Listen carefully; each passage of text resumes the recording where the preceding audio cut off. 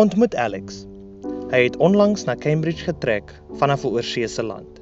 Hy het slegs 'n basiese kennis van Engels, maar hy wil dit graag verbeter om tot volle integrering in sy nuwe tuiste te kom. Dit is Frances. Sy het ook onlangs na Cambridge getrek, met 'n ander moedertaal. Sy wil haar seun by 'n plaaslike primêre skool inskryf en hom met sy skoolwerk help. Did you understand that? The chances are you didn't. Coping in an environment where you do not understand the language is never easy, but this represents the reality for the majority of immigrants to Cambridge. Let's start again. Meet Alex. Alex recently moved to Cambridge from abroad. He has only a rudimentary knowledge of English, but he is seeking to improve his proficiency to better integrate into life in his new home and find a better job for himself. This is Frances. She too has recently moved to Cambridge, but her mother tongue is not English either. Frances has a son whom she wants to enroll in a local Cambridge grade school, and she wants to be able to help him with his schoolwork. Unfortunately, neither Alex nor Frances are able to get the English instruction they seek, having been waitlisted for the English as a Second Language program at the Community Learning Centre as a consequence of its limited resources.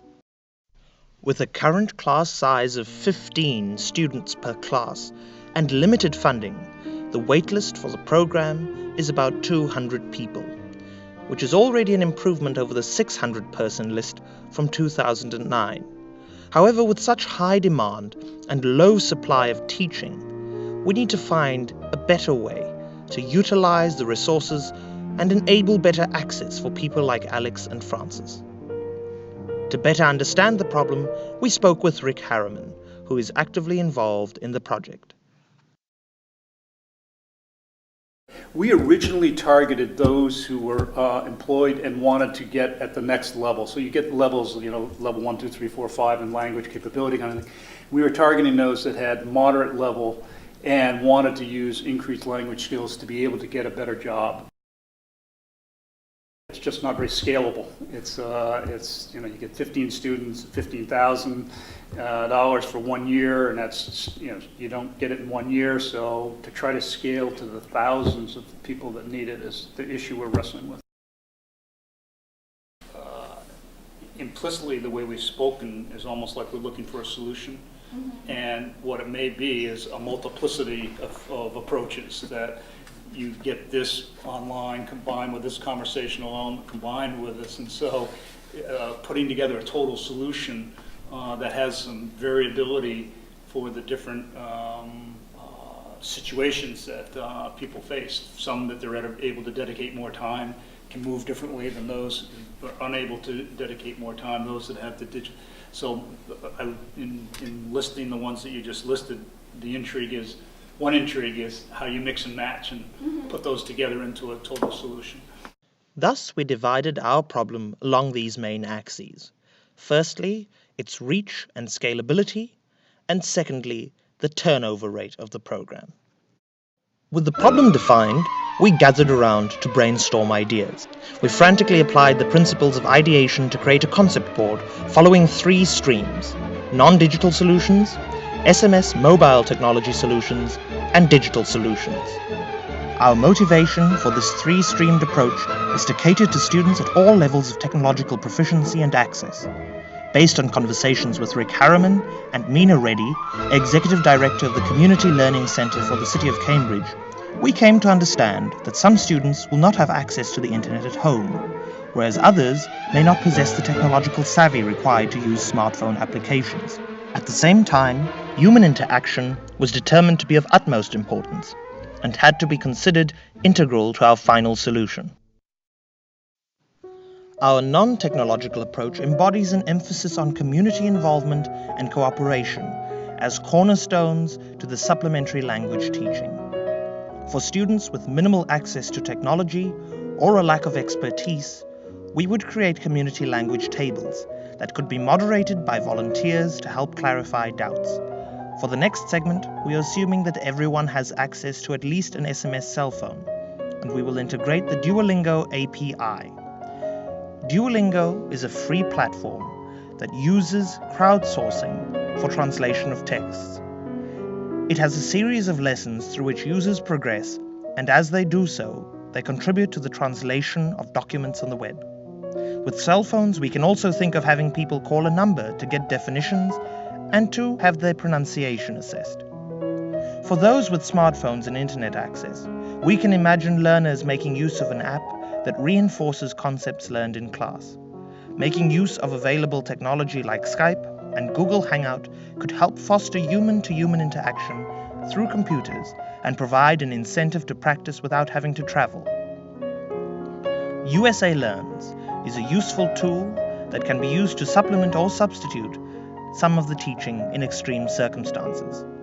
The creation of a YouTube channel with the specific purpose of displaying language lessons could increase the value of a computer for language learning.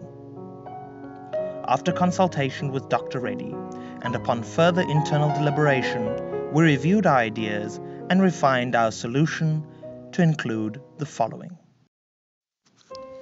Let's revisit Alex. He is now enrolled in the inaugural class of the Cambridge Community Learning Centre's new ESL program. He wakes up on a Tuesday morning to a text from the Cambridge Language Program, reminding him of his class that afternoon and including a few new words for the day to practice before class. He heads off to work for the day. At the tea stop, Alex encounters a new word. He sends an SMS message to the Cambridge Language Program and gets the definition sent back to him. He can call a number to listen to the pronunciation of the word. When he gets to work, he uses some of the new words in conversation with his colleagues.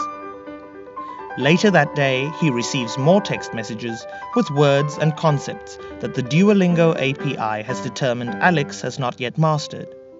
He may call in to the online database to have his pronunciation assessed and corrected. When he gets to class after work, Alex has already practiced new words for use in class that day, setting an example for his peers. His educator accesses and downloads a record of Alex's progress and appends the records with their own feedback for the API to utilize. That evening, while completing his homework for the class, Alex calls in again and, using the given codes on the homework, listens to and practices pronouncing the words and sentences that have been assigned to him. The following day, he joins a language table at the Community Learning Centre. He finds his peers from the language classes as well as student volunteers from Harvard. Many of these volunteers already conduct similar work for citizenship prep for the Institute of Politics. Much of their efforts are directed at language instruction. When Alex cannot make it to the language centre the following day, but knows he should practice his conversational skills, he calls in to the Cambridge program number, where he is routed through to a volunteer student who is online at the time. They chat for a while over the telephone, and Alex feels confident that he can speak up in class the following week. Upon answering a few new correct translations via text message, Alex is informed of his progress and motivated to continue learning. Frances has only just received placement in a language class. However, a few months ago, she signed up to the Cambridge program's Duolingo API and has been learning via text message, language tables, and call-in dialogue ever since. She joins the class and hits the ground running. In the coming months, she will complete the program in record time and go on to help her boy through school. As the program gains wider acceptance, more and more non-native English speakers sign up to the Cambridge Language Program, contributing to a community of integrated and parallel learning. Cities around the United States adopt the program as a template, and a language revolution has begun. With our new multifaceted approach, we aim to have made language learning not only easier and more interactive, but also more accessible to a greater number of students all around Cambridge to work in parallel with the current language instruction classes. In addition to which, there is a new track of quality feedback students have direct access to on a daily basis.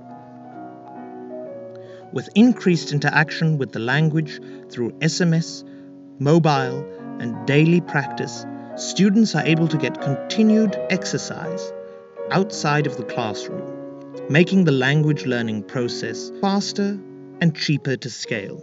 With these changes, we anticipate that the waitlist for enrollment will be shorter and more students will graduate from the program while maintaining the current budget. We would like to extend our heartfelt thanks to Mr. Harriman, Dr. Reddy, and the ES 139 teaching staff.